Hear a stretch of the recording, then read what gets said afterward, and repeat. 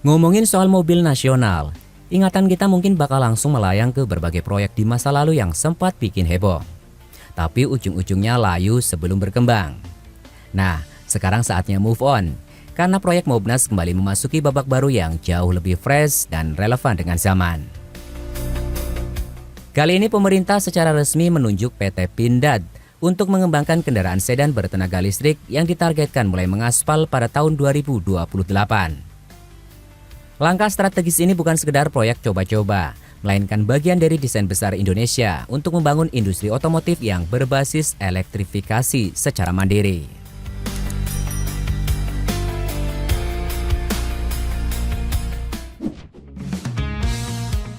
Berbeda dari proyek-proyek Mobnas era 90-an atau 2000-an yang masih berkutat di teknologi mesin bensin konvensional, konsep yang diusung saat ini langsung tancap gas ke kendaraan ramah lingkungan. Ini bukan cuma soal ikut-ikutan tren global, tapi soal visi ke depan. Dunia otomotif saat ini memang sedang berada di fase transisi besar-besaran menuju electric vehicle. Di bawah arahan Presiden Prabowo Subianto, Indonesia dipacu untuk tidak sekedar menjadi penonton atau pasar gemuk bagi produk luar negeri. Target produksi massal sedan listrik di tahun 2028 memang tergolong ambisius.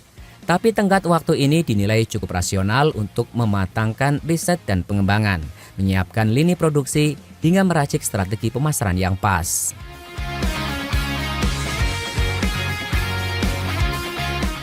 Mendengar nama PT Pindad, wajar kalau bayangan kita langsung tertuju pada tank, panser, anoa, atau kendaraan taktis atau rantis maung yang gagah, sangar, dan anti peluru.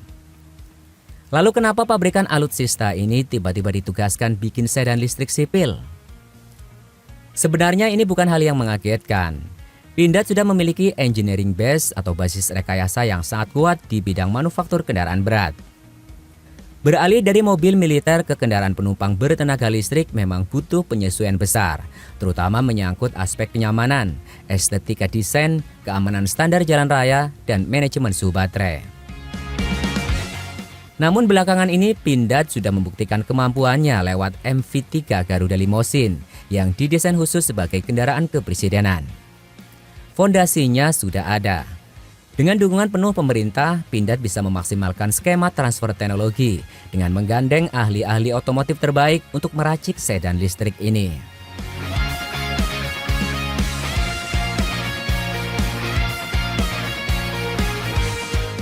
Satu hal yang menarik untuk dikulik, kenapa harus sedan? Padahal kita sama-sama tahu kalau selera pasar Indonesia itu identik banget dengan MPV atau mobil keluarga, atau SUV yang fungsional dan sanggup melibas genangan air serta jalanan keriting. Pemilihan model sedan kemungkinan besar ditujukan untuk menyasar segmen eksekutif, kendaraan dinas pemerintahan, sekaligus menjadi showcase teknologi tingkat tinggi. Dalam dunia mobil listrik, aerodinamika adalah raja. Desain sedan yang ceper memiliki hambatan angin atau drag coefficient yang jauh lebih rendah dibandingkan SUV yang kotak dan tinggi. Semakin kecil hambatan angin, semakin hemat konsumsi baterainya, yang ujung-ujungnya bikin jarak tempuh mobil jadi lebih jauh. Jika teknologi sedan ini sudah terbukti stabil, sangat mudah bagi Pindad nantinya untuk menurunkan teknologi tersebut ke bentuk SUV atau MPV yang lebih ramah di kantong masyarakat luas.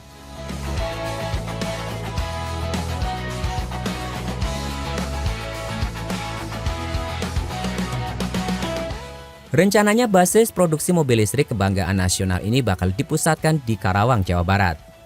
Pemilihan kawasan ini jelas bukan keputusan asal tunjuk. Karawang sudah lama menyandang status sebagai pusatnya industri otomotif raksasa di tanah air.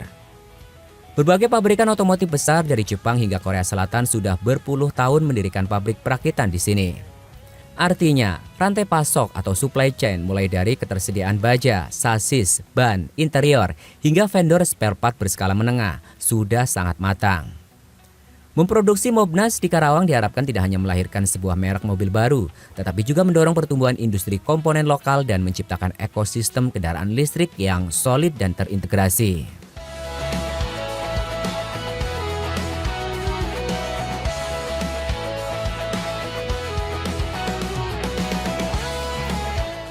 Langkah Pindad ini sangat sejalan dengan upaya pemerintah memperkuat ekosistem otomotif berbasis listrik dari hulu ke hilir. Kalau bicara soal mobil listrik, komponen paling mahal dan krusial ada di baterainya. Bisa memakan 30 hingga 40% dari total harga mobil. Disinilah letak keuntungan kompetitif terbesar Indonesia. Indonesia adalah raja nikel dunia. Menurut data survei geologi Amerika Serikat, kita memiliki cadangan nikel terbesar di muka bumi, mencapai puluhan juta metrik ton. Nikel merupakan material inti penyusun baterai lithium-ion yang dipakai mayoritas EV saat ini. Daripada hanya mengekspor nikel mentah dengan harga murah, kebijakan hilirisasi memaksa agar nikel tersebut diolah di dalam negeri, dijadikan sel baterai, dan akhirnya disematkan ke dalam mobil listrik buatan lokal.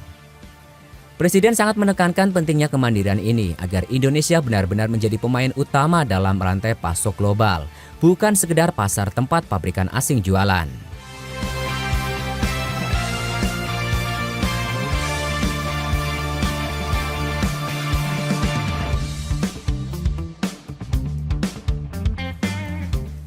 Walau terdengar menjanjikan, realisasi di lapangan tentu penuh tantangan. Hingga saat ini detail spesifikasi teknis, nama model, kapasitas baterai, hingga kisaran harga masih disimpan rapat. Ada beberapa pekerjaan rumah besar yang menanti. Apakah Pindad akan mengembangkan platform EV dari nol atau berkolaborasi menggunakan skateboard platform pihak ketiga? Riset mandiri butuh modal raksasa dan waktu yang lama. Secanggih apapun mobilnya, tidak akan laku kalau stasiun pengisian kendaraan listrik umum atau SPKLU masih langka. Ekosistem charging harus dipercepat pembangunannya secara merata. Pasar EV Indonesia saat ini sedang digempur habis-habisan oleh brand Tiongkok yang berani memangkas harga dengan fitur melimpah. Mobnas harus bisa bersaing dari sisi harga tanpa mengorbankan kualitas. Kepercayaan konsumen bertumpu pada after sales. Jaringan bengkel resmi dan ketersediaan spare part harus siap sejak hari pertama peluncuran.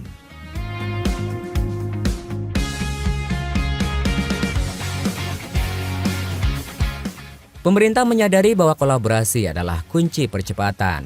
Makanya investasi transfer teknologi serta kemitraan strategis dengan produsen otomotif global akan terus didorong. Jika berjalan sesuai rencana, pada tahun 2028 kita akan melihat sedan listrik karya anak bangsa warawiri di jalanan. Ini bukan lagi sekedar soal kebanggaan nasional, tapi soal menciptakan puluhan ribu lapangan kerja baru, menekan tingkat polusi udara, serta mengurangi ketergantungan impor BBM yang terus membebani negara.